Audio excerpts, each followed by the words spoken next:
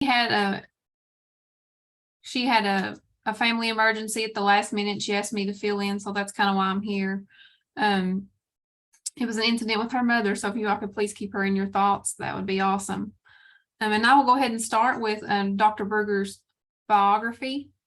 Dr. Kristy Brugar is an associate professor of social studies education, instructional leadership, and academic curriculum department chair, and Robert L. and Nan A. Huddleston Presidential Professor of Education at the University of Oklahoma. She also serves as the chair of the board of directors for the National Council for History Education.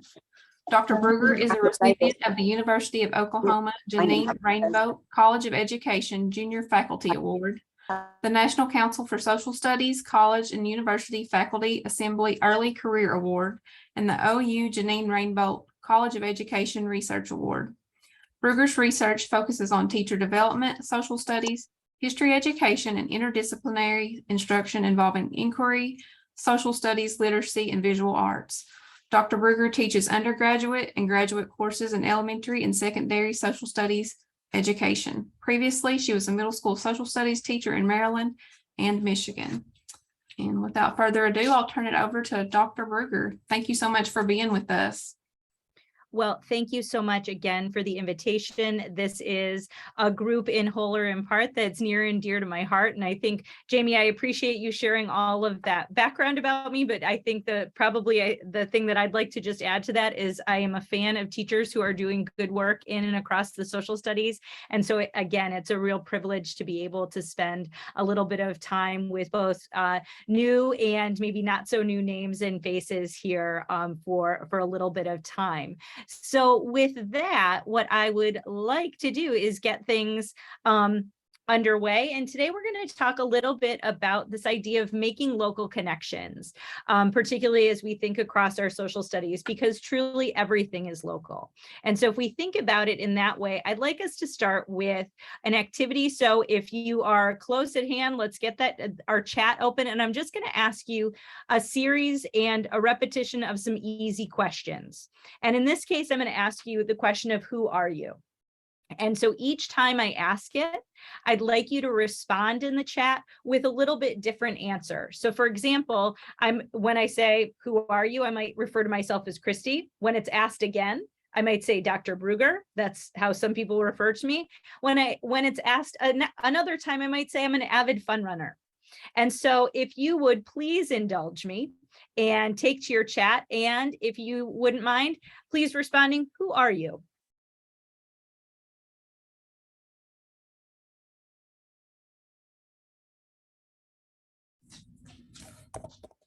Oh, I like that Brandy comes out with Ryan's mom right away. That's a good one.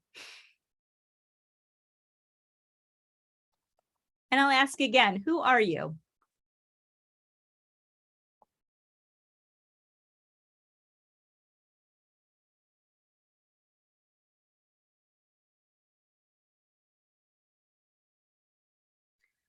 Who are you?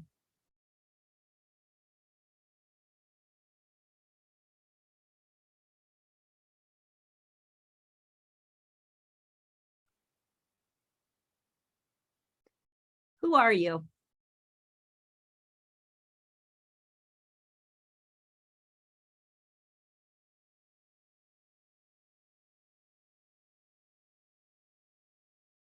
Who are you?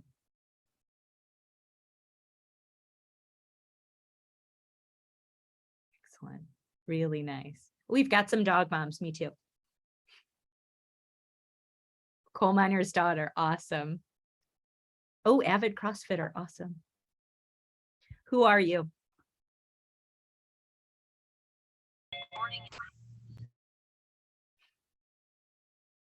Jenny, very inclusive. I like that. Dog person or any other animal.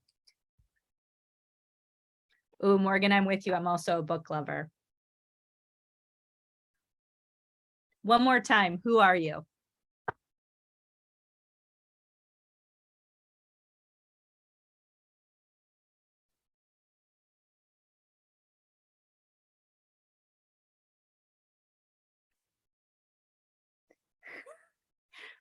Brittany, I'm not sure if you're overwhelmed because of the task or just in general, but okay, we got it. It's good. That's awesome. And one more time, who are you? Oh, Angela's the fixer. Let's all make a note of that.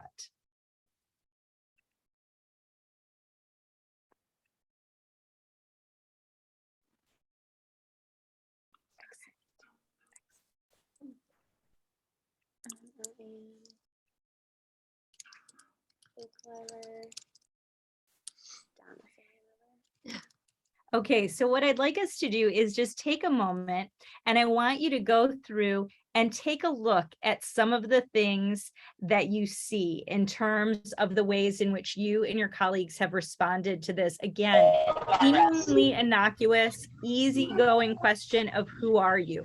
What are some of the things that you notice? What are some of the things that you notice as you review the various ways in which people responded to this question of who are you?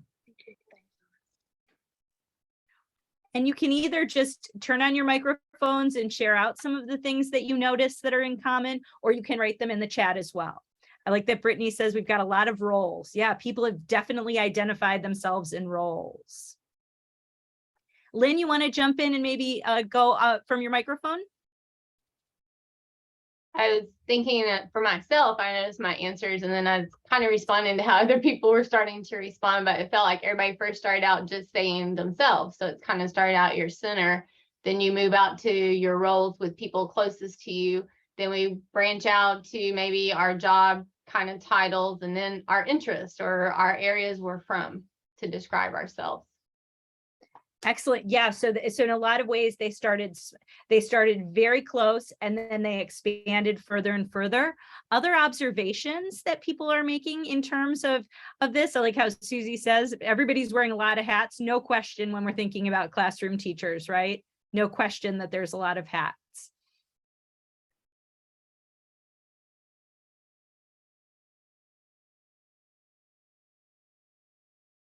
Okay, Jenny, would you mind hopping onto your microphone and sharing? I like how you said that there's the quote, "Ooh, that describes me too." So talk a little bit about that if you don't mind. I just noticed that when we do these type of activities, like this, or even like when we do it in class with students, something not necessarily this, but a similar type of activity, we really start to notice that we have a lot more in common than we have different.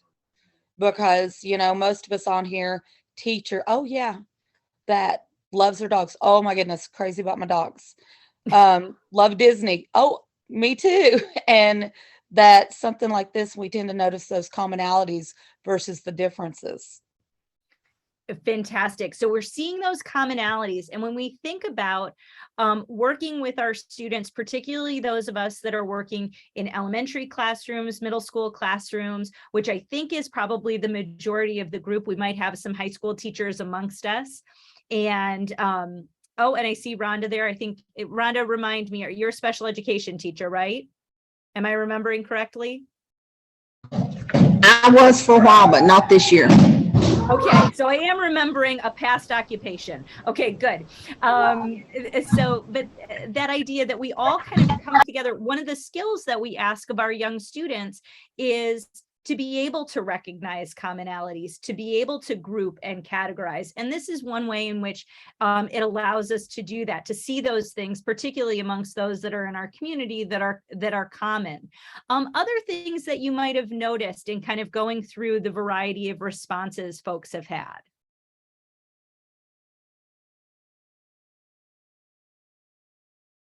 Okay, so we're going to try then another iteration of this. And here's what I'd like us to do. In just a moment, I'm going to have you do a series of activities I asked you repeatedly, who are you? But I'm going to ask you to ask one another in partnerships here in just a moment, to ask one another repeatedly, where are you? And so as you ask your partner, where are you? I'd like you to make a record of that. Just jot it down. We're going to use that information in a couple of minutes to be able to do this. And over the announcements for the breakout room, I'll suggest when you shift from one person to the other. Okay, Sheila, I see that you're driving, so you just might be doing a verbal with your partner. I hope that's okay. I'm concerned that you put it in the chat and you're driving, but I'm not going to question it at this point. I'm just going to move from that. So here is, so we'll go ahead and I'll get started with that. But before so we'll go ahead and do that. And I think we're going to be in just about the right number of groups. You've got to give me a moment to get my breakout room self under control here. So I'm going to put you in those rooms. You're going to be asking, where are you? And again, thinking each time how it may, oh, someone else typed. Thanks, Sheila, for the confirmation. Just jotting down, where are you? So here we go. We're going to open the rooms. You're going to head in those directions, please.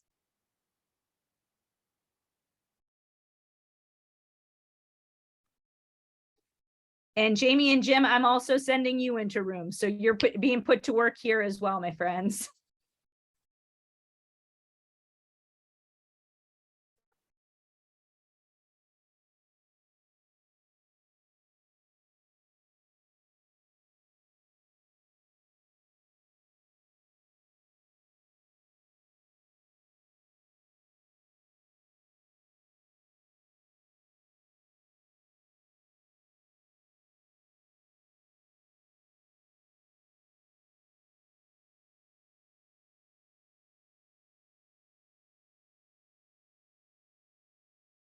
Okay. I think everybody's making their way in. So Everybody is making their way in. Rhonda, you need a little help. And Jim, you want to jump in there to room 12 maybe? I can. That would be great.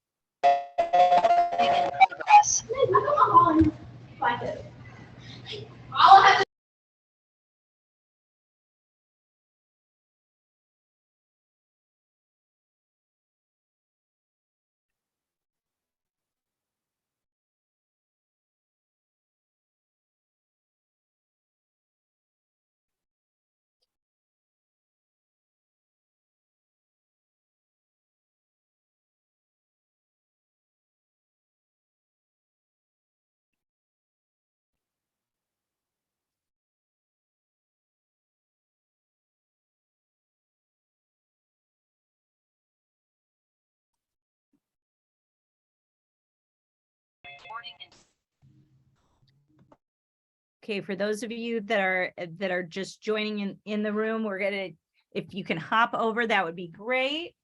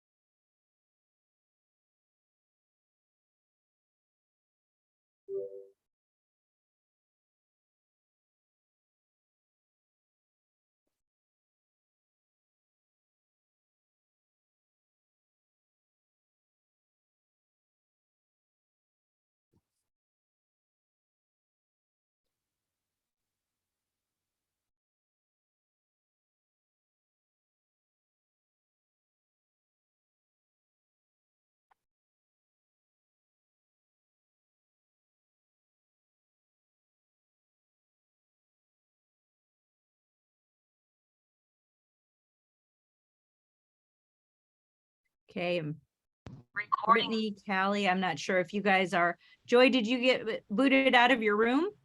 No. We were Okay, finished. you're finished. Okay, I'm going to close up the rooms then. Thank you. And we'll bring everybody back here.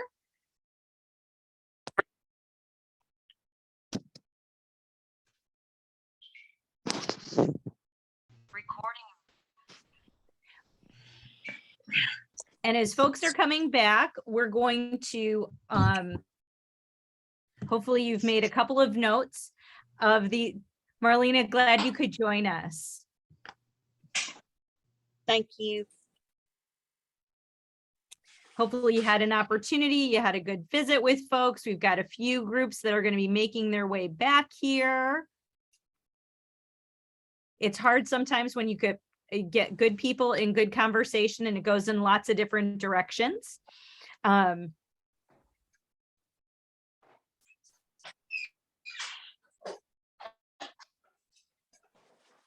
Okay, good. I just about everybody back, I think. Great. So we're going to model a couple of activities as we move here in the next hour or so together. So the first thing that we're going to build on is something called a list, group, and label. And what you just had the opportunity to do is the listing part. And so I'd like to talk through this with you. And then again, we're doing sort of the dangerous work of sending people into breakout rooms and asking them to come back and make sense of things that are there. I've just put in the chat a Jamboard. If you wouldn't mind going ahead and clicking on that so you've got that open. And again, those folks that are in transit, you're going to be a little dependent on some friends as we work through this. But what you're going to be doing is in groups of 4, and if you want to use the QR code, if that's a little bit easier for you, that would be great. You're going to share the various responses that the partner that you had been previously chatting with shared with you. So they may have said, "Where are you?" And you may have said, "In my car," or "In my classroom still." I'm noticing a couple of people still in their classroom. I know we came right up to the end of the academic day here.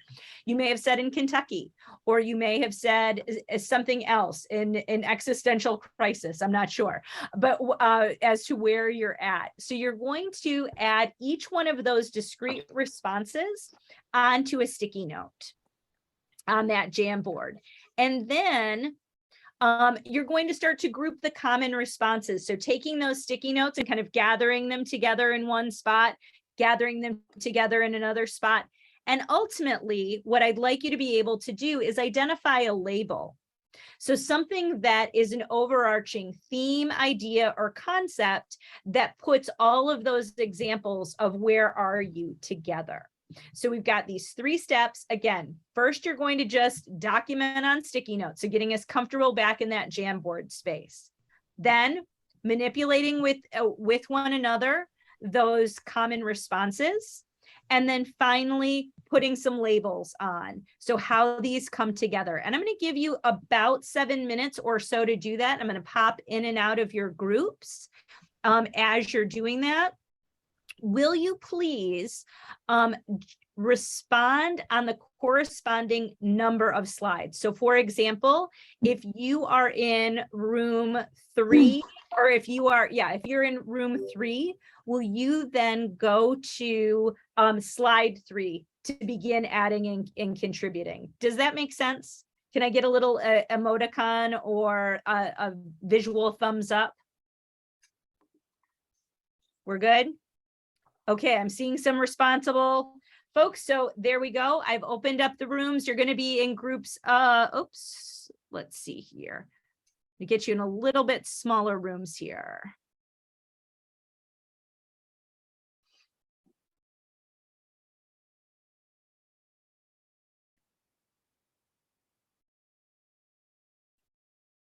Jessica, it's good to see you. I'm going to move you into room 1, okay?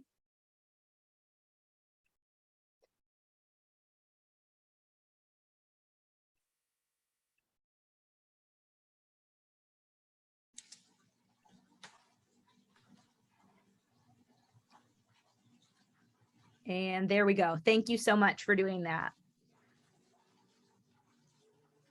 good. Marlena had a make- question there about what room she was in. I'm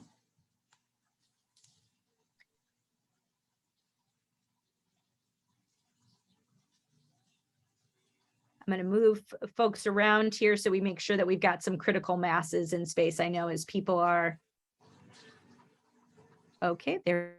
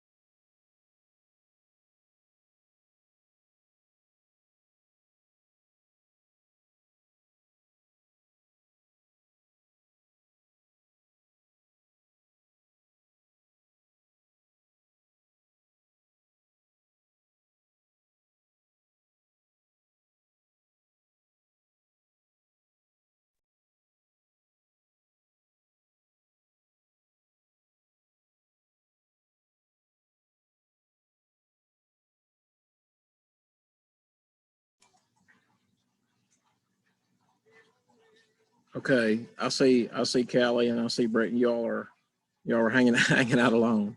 So Okay, yeah, I'm gonna pull you Okay. into some of these other rooms as we've got some smaller pieces here. We've got, as people are kind of joining in different ways. So let's see Yeah. here. Good, Kara, we're gonna send you. There we go. April, I'm gonna send you to room 3 as well. There we go. Marlena, you're gonna head over to room 4. There we go. And let's see.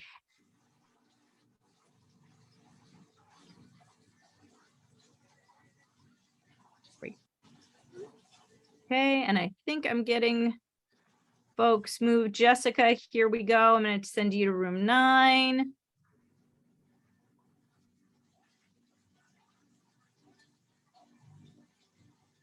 Joy, you're heading to room 11.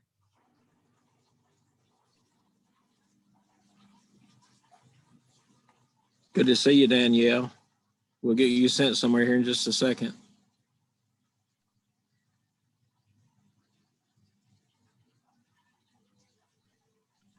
Go, and Danielle, let's see, we've got. Okay, I think we should be, everyone is assigned. Morgan, let's see. Adam.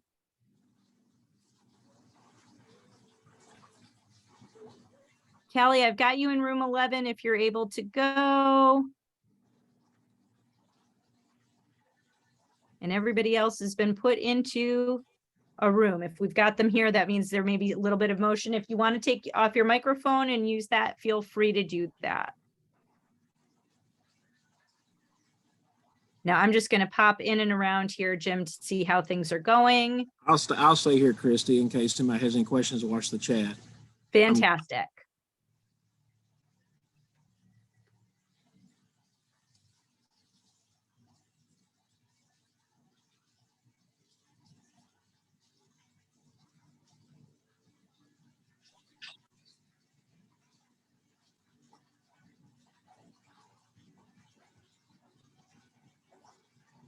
If y'all need anything, holler. So I know some of you were not able to join the room, and that's okay.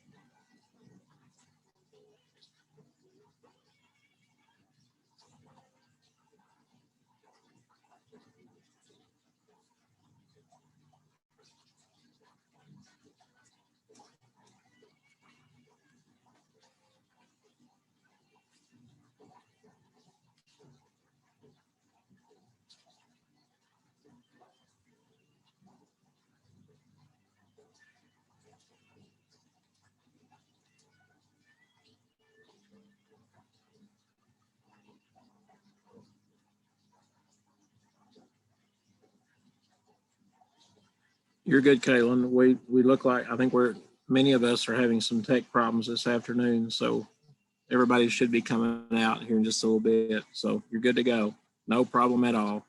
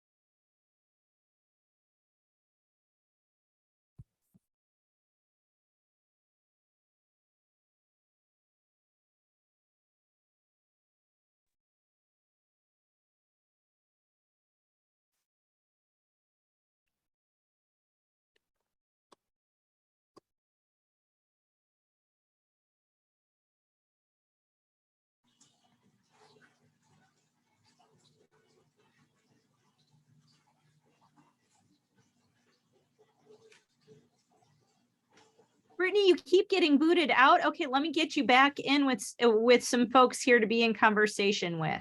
Thank you. let's Zoom see, is I'm gonna- not loving me today. Well, we'll do our best here. Let's try one more time. Thank you.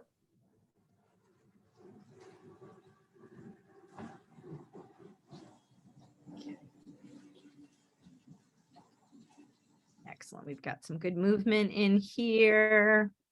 Yeah, and some of these folks have not been able to join, Kristy, so we've just been hanging out. So, Okay, so as I'm taking different folks in these different places, so go ahead and if you wouldn't mind undoing your microphone here for a moment, and I'll do some recording onto one of our Jamboards. So where are you?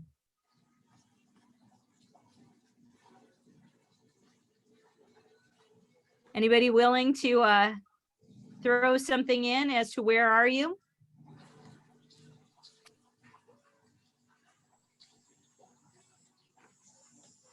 Yeah, I think we've got some folks who are in motion in different places, so we'll They do could our be. best here.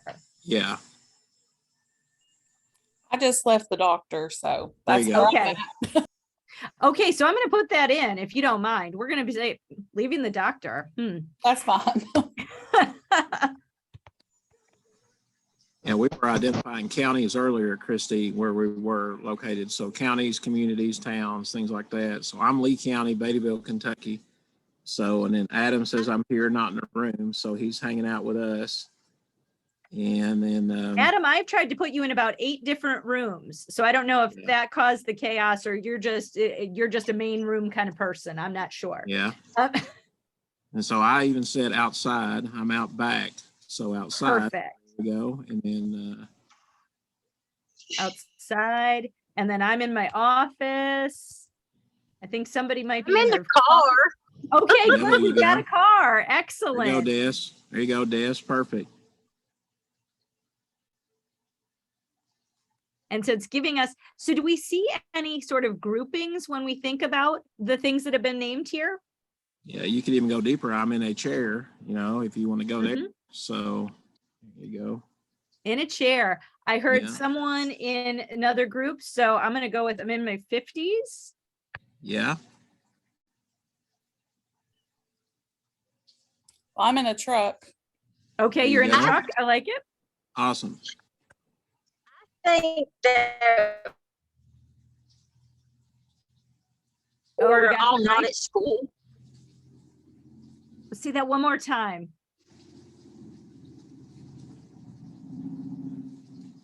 That we're not at school, like we're all out doing something right now currently. Oh, I like that. So we've got this potential label of not being at school. Yeah. Excellent. And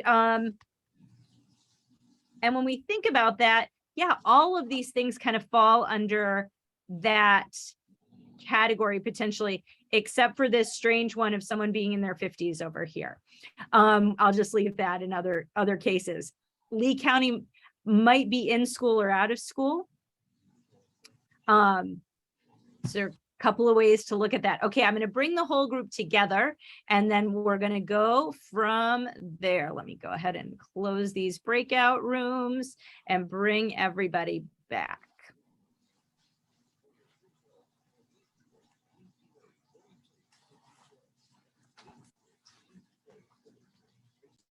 Progress.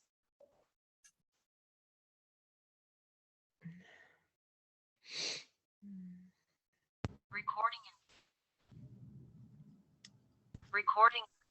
Okay, I like that when we all come back from the breakout room, it reminds you that we're still recording. So we don't, we've got everybody on the up and up here in different ways. Okay, good.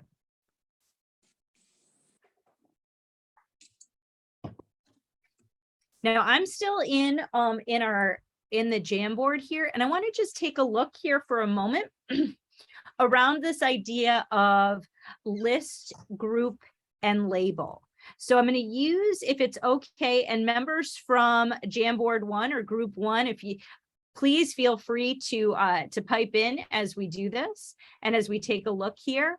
So when we did this initially, we've got this group of all of the places you might be. And I love this idea of thinking about in the first grade, at school, busy, in a particular county or in a state. Really nice way of thinking about things. And then pulling those under those labels of grade level. Where am I now? Where my mind is. That's an awesome way of thinking about this. And then the county, city, and state. So this idea that we've got a collection. So how many of you, either by physical thumbs up or a little emoticon thumbs up, how many of you ever have your students do brainstorming in class? I would think just about every one of us in some way, shape, or form has our students do brainstorming. That's what this list piece is, that we've asked them to kind of do a brain dump in different ways. They've shared a response to, again, a pretty general and a pretty open question. then asking them to make sense of that, to revisit in essence their data, right? So we ask them whether they're in kindergarten, whether they're in 5th grade or 8th grade, what's the data? How do we use this evidence? And so by collecting those into groups, as we see here with group 1, we've had them sort of categorize or put things in a group or collection. And then we've had them label it. And so when we label them, we're actually identifying those larger concepts. And so often when we work with our students, we tend to lead with a large concept and then a definition and then some examples. What we've just done here is we started with the examples. The list is all of those examples. Bringing them together is starting to think about what the definition is. Here's what these things have in common. And by identifying that label, what you've done here is you've given your concept or you've identified your concept. And so that's how we might think about this idea of list, group, and label with our students. And so I'm curious, as we think about, again, this really simple strategy that'll get us kind of talking about some other things here for a moment. What are some possible ways in which you might use this strategy of list, group, and label with your own students? How might you use this list, group, and label? And think about the students that are in your class, the social studies or other subject matter you might be teaching right now. How might we use this? I think with vocabulary, you could use this. People, certain events, you could have them group them. Oh, fantastic. So we think about the individuals, a collection of vocabulary, especially as we're relatively early in the year right now, thinking about all of those kinds of things that we want students to reflect on that they may have learned previously and where they're going. I like that April has shared here a collection of characteristics. So again, thinking about maybe an overlap with language arts, or even as we think about characteristics of historical figures. Fantastic. Brandy, can you say a little bit more about this idea of brainstorming prior knowledge? Just introducing a topic and just asking them to list everything that they know about that topic. And then you could separate it out into, if you wanted to get into it beforehand, what is true and what is not, and just group their knowledge. Oh, I like that. So kind of distinguishing between what they know and maybe what they kind of think they know or are not so sure about it. Yeah, what they think they know. Yeah. Yeah, that strength. Excellent. Great. Other possibilities or maybe extensions of how you might use this strategy in your own classroom? I think I would use it as a review, because you could have them list what they learned in the unit to remind them of things that they had learned, just like she said, in prior knowledge, but do a review of your unit.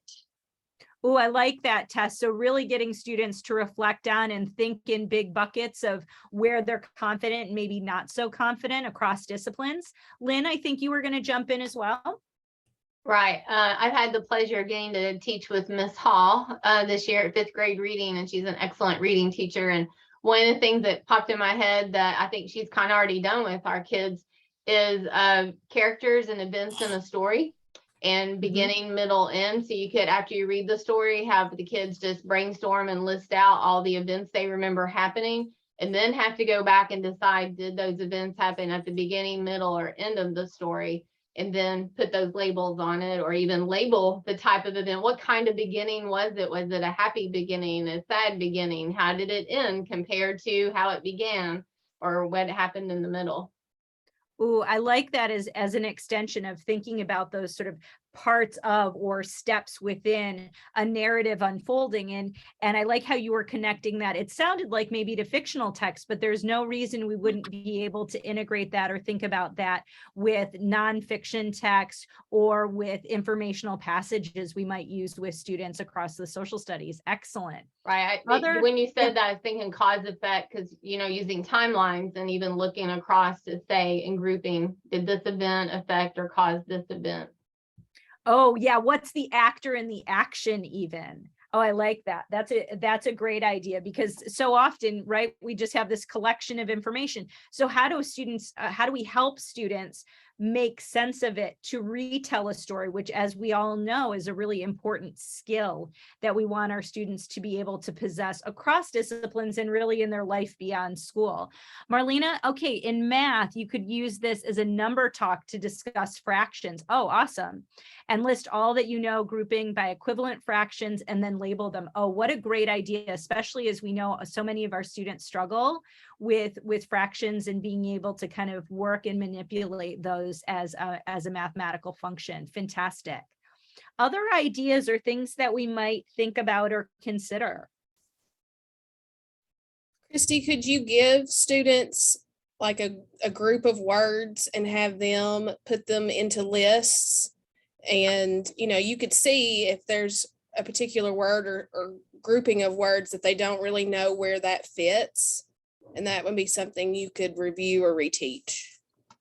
Oh, I think that's an excellent idea, Jessica, that list doesn't always have to be student generated in ways. It could be, here's the body of information or the collection of information I want you to work with. How are you making sense of that? And that could be a really fantastic data point to figure out that nobody in your class knows, it really has a good sense of what revolution is, but yet that was the topic of the larger unit. So how do you know to go back and reteach or reconnect with students around that? Good. One more call here. Other ideas or ways to extend this? I like that. Brittany, do you want to say a little bit about maybe how you're thinking about this in terms of cause and effect? And you might be saying, no, that's why I put it in the chat. No, that's okay. We've just been working on cause and effect, and we've been talking about different just events in the story and then deciding, is that a cause in the story or is that an effect in the story? So we could like just list those and then label them under cause and effect. I like that. And so similar to Jessica's example of and helping us think about, maybe we're providing that body, that list for students to make sense of, here providing those labels and asking students to be in control of the lists and the groupings that go under them, again, is really powerful. So thinking about those discrete skills or spaces you want them to excel or become better at is a great opportunity here. Okay, so I'm going to have us transition just a little. Oh, April, another really good one: explicit detail and inference, cause and effect, fact and fiction. We've got a number of these sort of dichotomous relationships that we can do with this, looking at shapes. I like that this is extending across disciplinary spaces, because again, when we know there are good practices that students can do, whether it's within the social studies, literacy, math, science, etc., they're more apt to get comfortable with those practices and with the larger skills, which in this case, of course, is asking them to categorize and distinguish amongst groups or characteristics within groups. Really nice. Noun and verb, or even parts of speech, if I can extend on Callie's example from the chat there. So one of the things you may have noticed in our, and I'll ask you to do this a little bit, is in the examples that you provided in responding to this idea of where are you, is really thinking about the broad nature by which we might go about thinking about place. And particularly this idea of a locality. And a locality is, in many ways, as you can see here from this definition of place-based education, involves social aspects, it involves cultural aspects or attributes, and it also involves the natural environment. And so thinking about sort of these three buckets helps us really, I think, explore how we make local, or how we might make local connections with our students as we think about our social studies curriculum in particular. And so what I'm going to do now is I want to talk about a second strategy we're going to use, and I'm going to see how well this works as we're thinking about breakout rooms and kind of people being in lots of different places. But I'd like to give you an overview of this strategy first, because it's a fantastic way, I think, of engaging our students in building and deepening their knowledge and understanding of larger topics. And so maybe just by a show of either hands or references in some way, shape, or form, whether it's chat or emojis or whatever the case might be, how many of you are familiar with a pyramid discussion?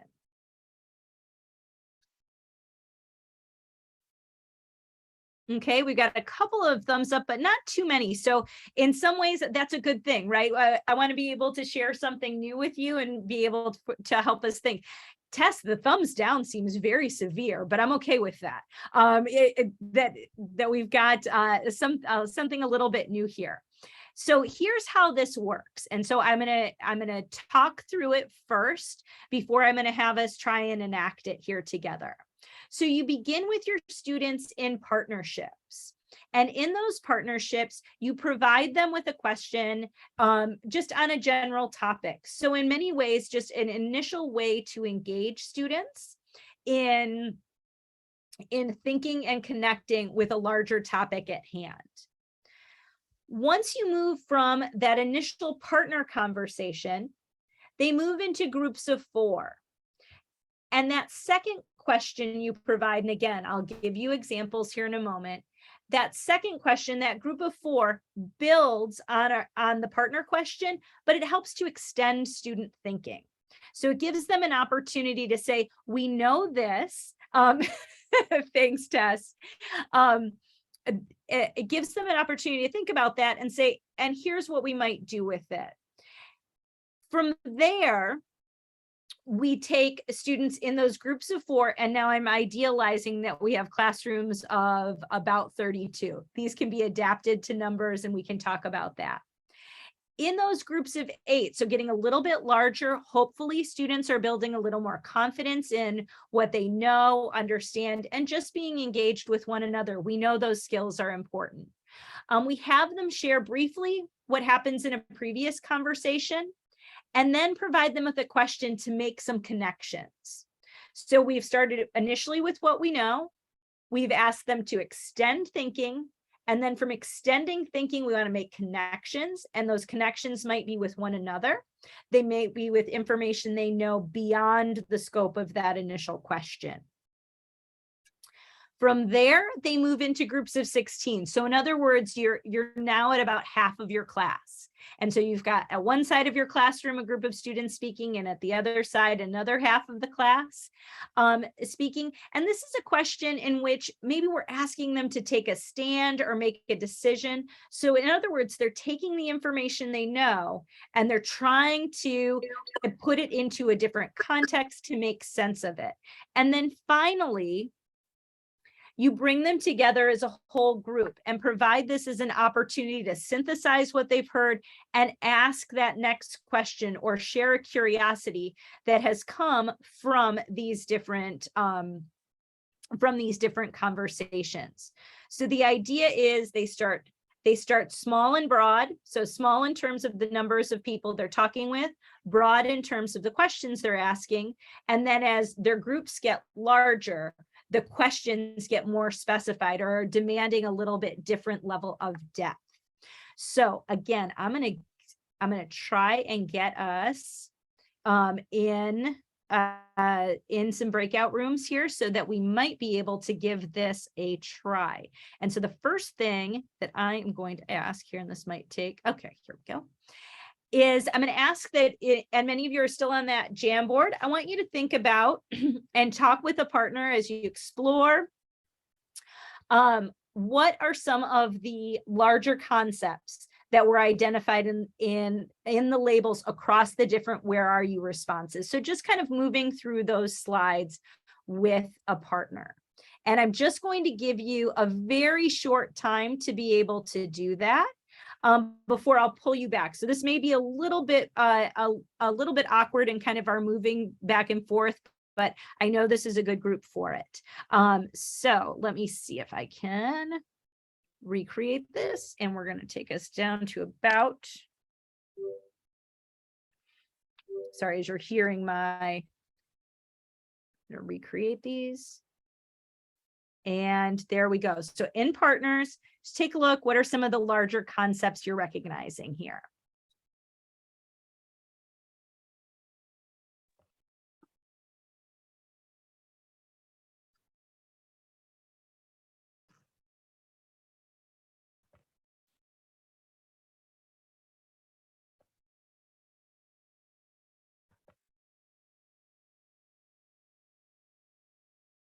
Okay, and I'm just kind of scrolling through to make sure we've got everyone. And those of you that are that are in the main room, for whatever reason, you're unable to make your way, please feel free to just chat amongst our group. I'm happy if you wanted to go ahead and just be in conversation here. That would be fine by me. I'm just making sure that we don't have anyone on their own in our group. So what are some of the things that you're noticing?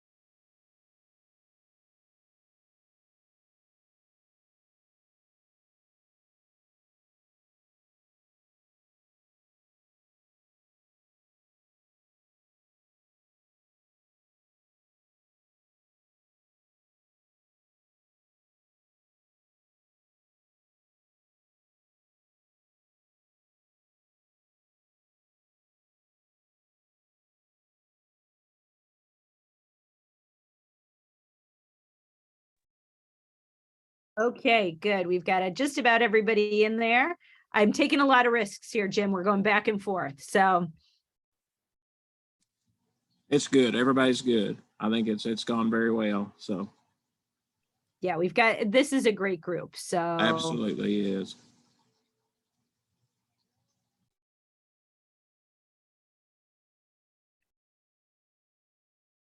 oops.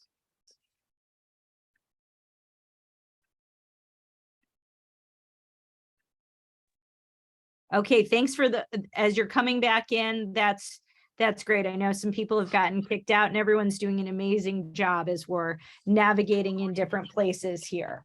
How did we live on Zoom for as many months as we all did? I don't know.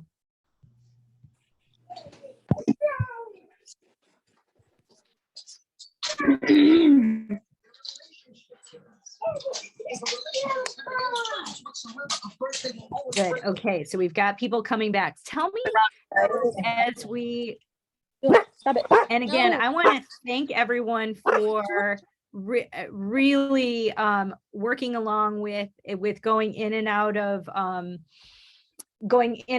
our different breakout rooms. I think that idea of being able to be in conversation is so important. And so I really do appreciate you all doing that, even if there's a little bit of challenge in the process. So as we've got folks almost back here, I want to think about some of the things that, that you were seeing there. Okay, I think everybody is back now. Okay, so again, what were some of the larger concepts that you recognized when you were looking beyond just your particular board, the one that you contributed to? And feel free to either just unmute your microphone, or if you want to put something into the chat. What were some of those larger concepts? And they may not have been recognized as one of your labels. One thing that we talked about was that, and if you hear snoring, I'm sorry, my Frenchie is trying to get in the microphone, so I apologize. It is really not me. But one of the things that I noticed and that my partner noticed was that we went from being very broad physically to closer in, and then the closer in we got, even location had to do with the social and emotional tie-in that people had. Fantastic. So when we think about that locality or the localized nature of curriculum, we might be thinking about, yeah, that social and emotional, which is really integral in how we tell the story of the United States and the state of Kentucky and really of people of the world. Outstanding. Thanks, Jenny. I appreciate that. And I really did like the clarification that the snoring is the Frenchie and not you. Very important. What else? What are some other things that people recognize? And again, feel free to either drop them into the chat or to just share them out with the group. I think we all took the question differently, so it means that we're all in kind of different headspaces about the question. Good. Is that a good thing? Well, I just said it was good. So you're saying it in a questioning way. So is that a good or a bad thing as you were considering it?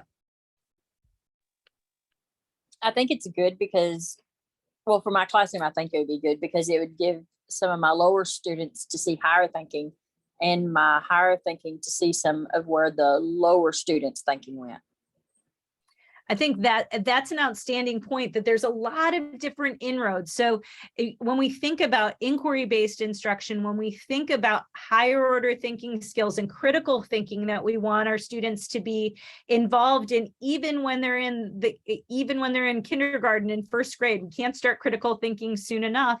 We want them to see that there are multiple ways in which they can approach a problem, a question, or a query that's put in front of them. So I think that's a really good point. How did that complicate the ways that you looked at this data then? If you noticed that people were interpreting it in a variety of different ways?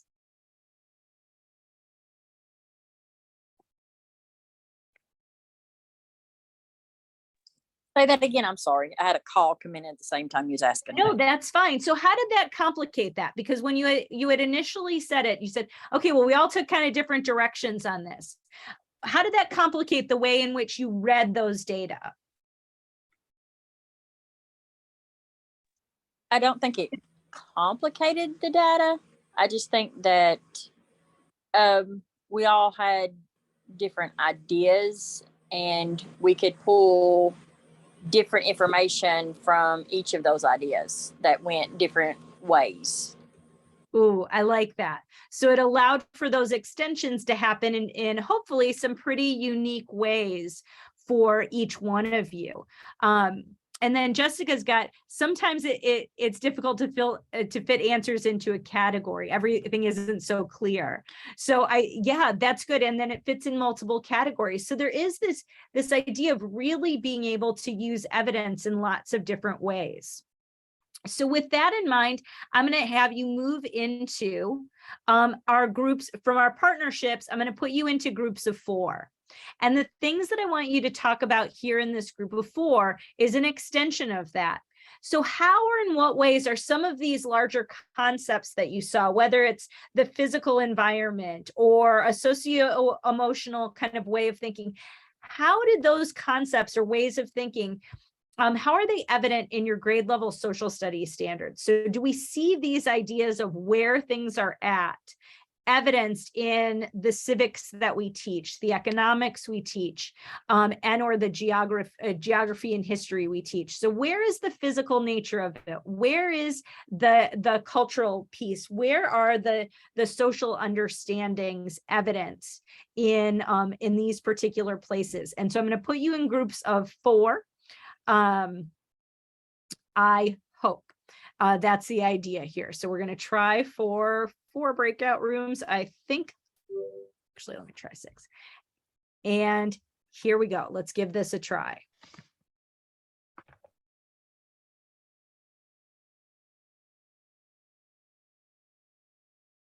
And I think what this should work out okay, as we have a couple of people that I know are having difficulty. And please, those of you that are staying in the main room, feel free to unmute your microphone and talk around this idea just here in our larger group.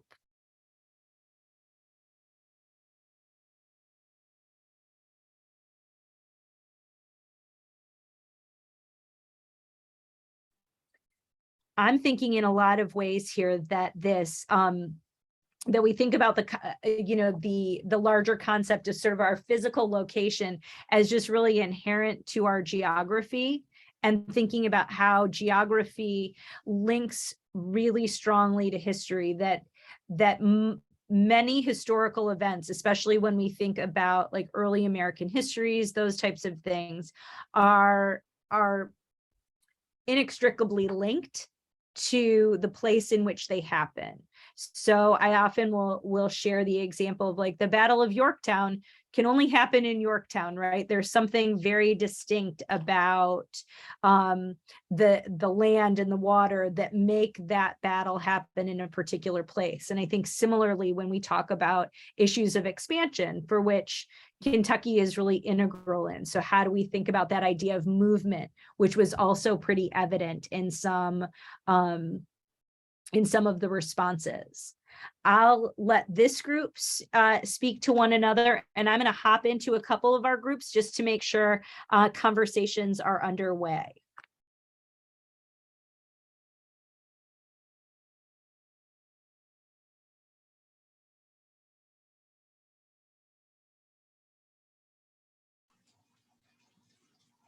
Does anybody have any comments or follow up on what Kristy shared there, or any response?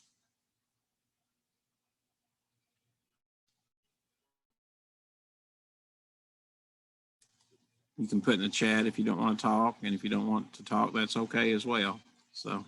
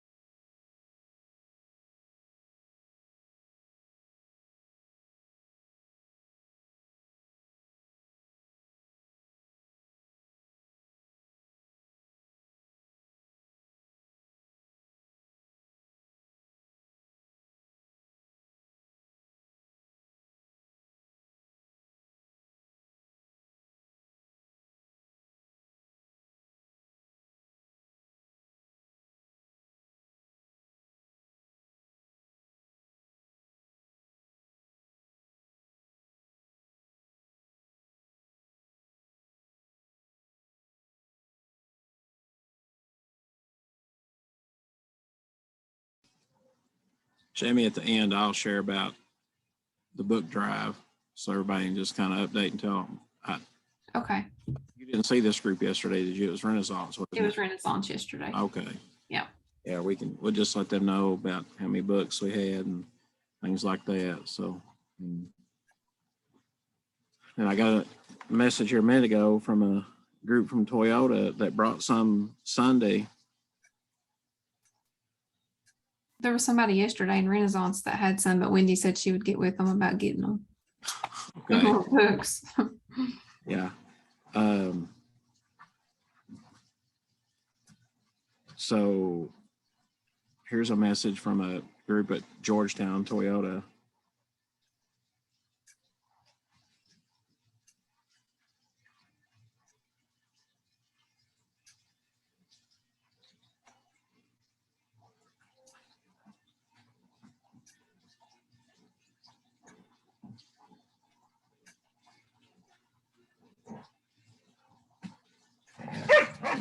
Sorry. Yeah. Somebody's been shooting out here, and my dogs have been just like going in a circle. Well, you can hear that. So We have the same trouble here. People across yeah, the it's street. yeah.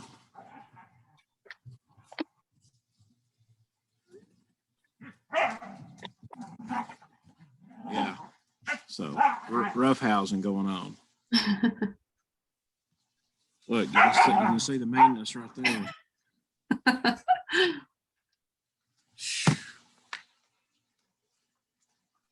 They get along pretty good.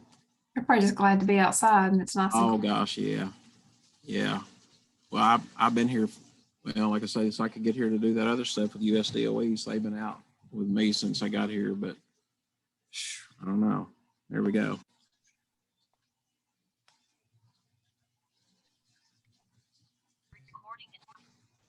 Okay, so we're not going to do too much of a report out here. I'm going to kick you into the next room here in just a moment once we get everybody back. Just quick enough to get everybody back and kick everybody out again.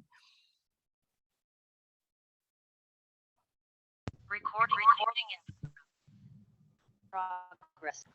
Okay, so you had the opportunity as people are coming in, we've gone from that very, very broad question with partners into a little bit larger group again, just kind of dividing up by quarters. Then what we think about is how do we take this out a little more broadly and into kind of some critical thinking as strategies or spaces. So what I'm going to ask you to do is and I've got it in groups of 8, but I'm going to pretty much kind of quarter you out at this point. You're going to go to the Kentucky Historical Society there, and as I'm chatting about this, feel free to send to take your way over there. If you've got a phone with you, feel free to use the QR code so you've got it on your phone and can take a look. And at that site, I'd like you to go to the For Educators section, and within the For Educators section, I'd like you to go to the online resources and explore the Kentucky History app. And so it looks like this here in the lower right-hand corner. And I'll give you just a moment to be able to do that.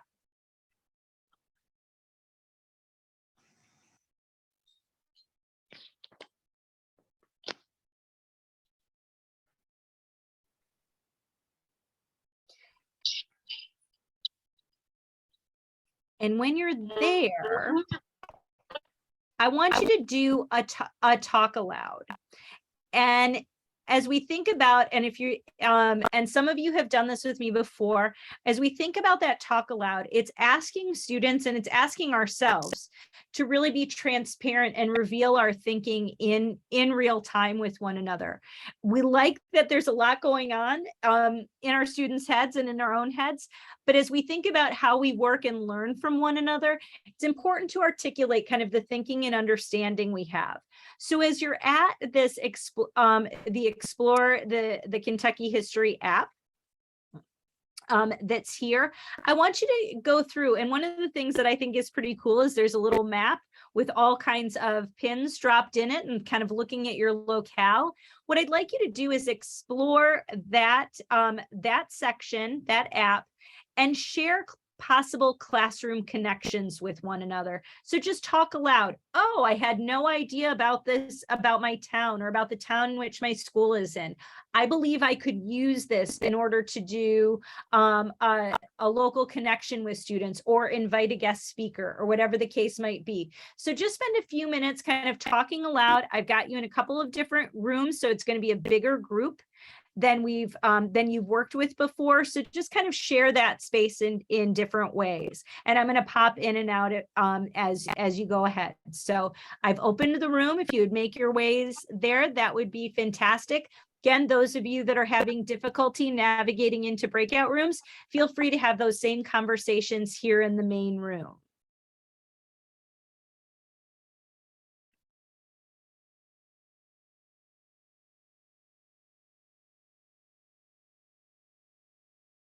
It's good. Okay, wow, room 4, you filled up immediately.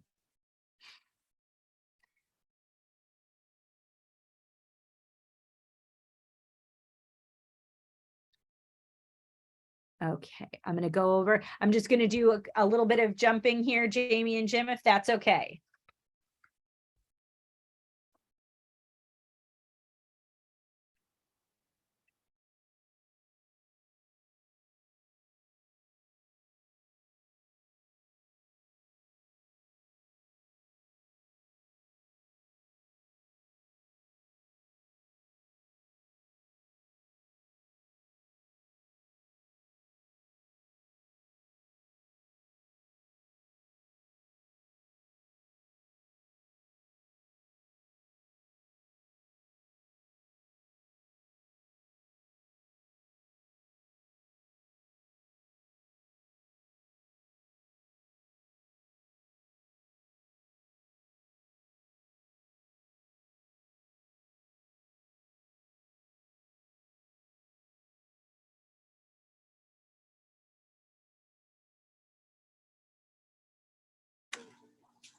Jamie, this Toyota group,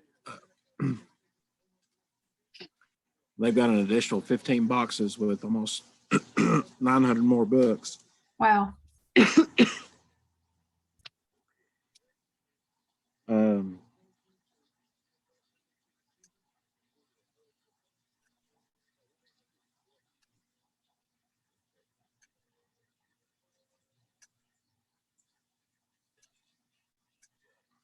so That's another big load. that's a big load. It said 15 boxes. So Mhm. I was told we'd have to talk about it. They want to know if they just wanted us to do them periodically or all at one time. I'd rather just wait and get them at once versus it being a every day getting a box here and a box there. So that way we can figure out another way of transportation. So Mhm.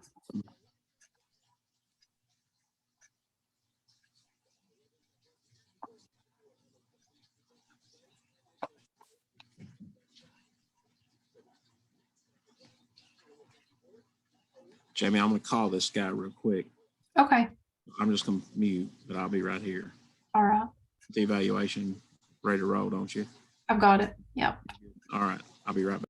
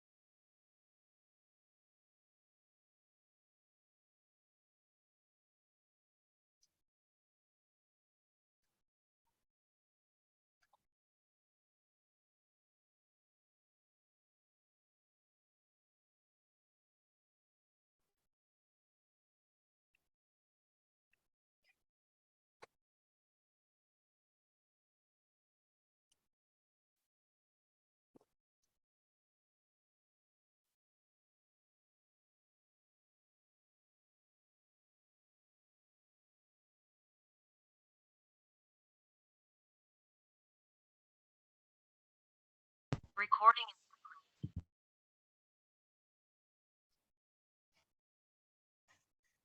As I was in the different groups, I was hearing some really good and varied observation from going through this site. For how many, was this a new resource to anyone? Was this a new resource as you were looking at the little map here and kind of exploring? We've had a vigorous chat here. Yeah, so we've got a couple people for whom this was new. We had the opportunity, we were given the opportunity by the Kentucky Historical Society in this grant to find any of the places and write one of the historical historical places, to put it on the app. We were talking in our group that many of us did not get to choose that opportunity just because we did not have the time and energy to be able to put in it. But so lots of those are written by people just like us that have written on those. Oh, that's awesome, Angela. Thank you for sharing that, since I wasn't aware of that. So I'm glad that it was either maybe written by some folks that are here in the room with us, or at least there was the opportunity to do that. That was one of the interesting things that I heard amongst some of the groups, is thinking about the ways in which there were surprises as to what was there, and there were also some things that they expected to be there. Okay, so Jessica, you said in the past that's been difficult to navigate. But it's a way to connect that local with the state history. Did you find this map a little bit easier to navigate than maybe in the past? I feel like you could do, I just did a search. I looked at stories, and then I went and actually looked at where it like would tag or do a site-wide search, and it would bring up anything that said maybe Pulaski County. So like, for instance, Mill Springs, there was, a little pin dropped there. So that's fairly easy to look up. And I feel like students could do that, or you could narrow down exactly what you want them to look for.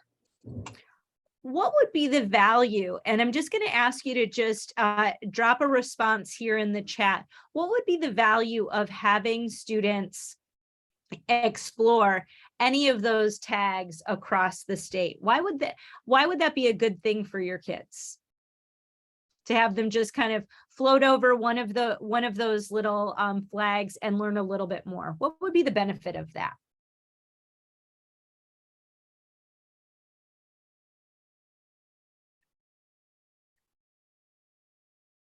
I like that, Lynn, making that connection as to where they're from. I think too often we forget about the importance, large and small, of the towns and communities that our students come from and represent.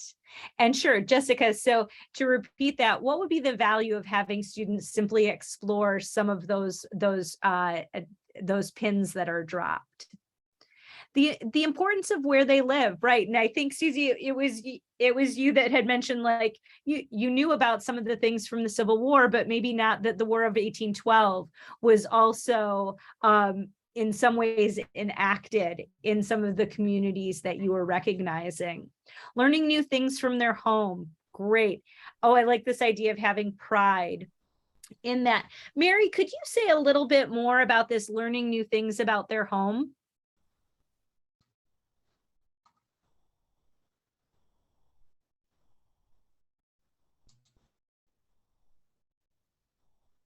Sorry, I was trying to get off mute.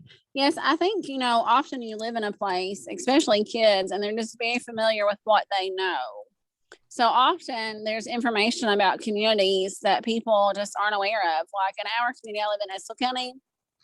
We have a historic hotel that was here, and most people don't even know that. They don't know anything about it. I'm actually neighbors with a person whose family owns the property, and she gives tours of the property and gives information about it. But that's a hidden gem in our community that people often just don't know anything about. And I think there are lots of students and adults who live in communities where they have hidden gems. I love that. And I think we can think about across the communities in which you live, the state in which you live, there are gems everywhere. And so I love that you use that term. And how do we engage our kids in that? Because by engaging them in that, we're thinking about that local community. Jessica says Kentucky history is very connected to our nation's history. Absolutely. And so thinking about those different viewpoints, how do we really value the experiences of the everyday people that came before us and recognize that for our students, it becomes a civic act. It's geographically rooted, historically oriented, and gives them a sense of who they are and who they might become in the future. So I love that. And I think it's interesting. So that you were talking about a hotel. I think Rebecca was also talking about this idea that there was a resort across the street from her school. So it's down the street, across the street from our schools. It's all these places that are near and far. I'm cognizant of the time It's that the we same have. one. Oh, it's the same one. It's the same exam. Oh my gosh. Yeah. Well, I feel like I've got to see where this is now. My goodness. Come up That's great. anytime. I love it. So I was just going to talk us through the next couple of steps here that we might do. So we could move into this group of sort of half and half. And again, expanding on this question to think about, and I think Jessica, you did a nice job of kind of linking this in your chat response. So as half the group, in what ways does or can Kentucky serve as a case study for exploring the history of the United States and understanding the geography of the United States? So it gets us thinking about, again, we've situated you with the map. So getting you in, looking at some of the historical details. There are nice examples of growth and development, of thinking about leadership within the United States, of individuals who are owning places or connected to places. And how does this really serve as, again, a case study, an example, to Jessica's point of Kentucky really serving as an example of how we understand the United States. And so giving students an opportunity to, again, expand further, to apply what they know from previous questions to this bigger idea, think aloud in a lot of ways, shapes, and forms. And then moving finally into a whole group. And so I will have us kind of talk here a little bit. So considering what you've heard, what you've shared, what you've kind of explored with the website a little bit, what questions does that leave you with in terms of thinking about your students and particularly making local connections with your students? In whether it's in their social studies, their history, their literacy, what questions does that leave us thinking about? I think it leaves us one, do we really know our history? As far as, we talked about not knowing that there were certain things in Estill. Do we really know our history, all of our history throughout, Kentucky and the United States? Like what parts are we missing? Oh, Des, I think that's a fantastic question.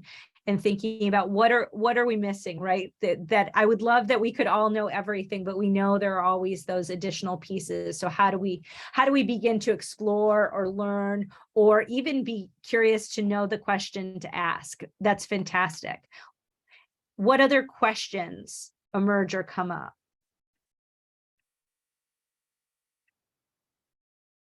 And again, feel free to use the chat or to just unmute your microphone.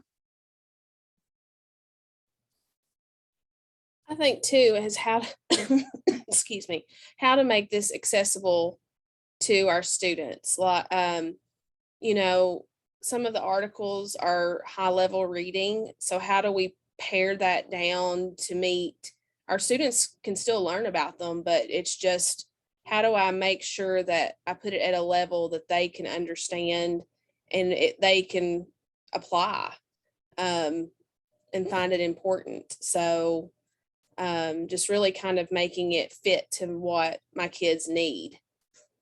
Ooh, I like that. And so I think that Jessica, what you've got there are a couple of different points, right? It's about accessibility of materials.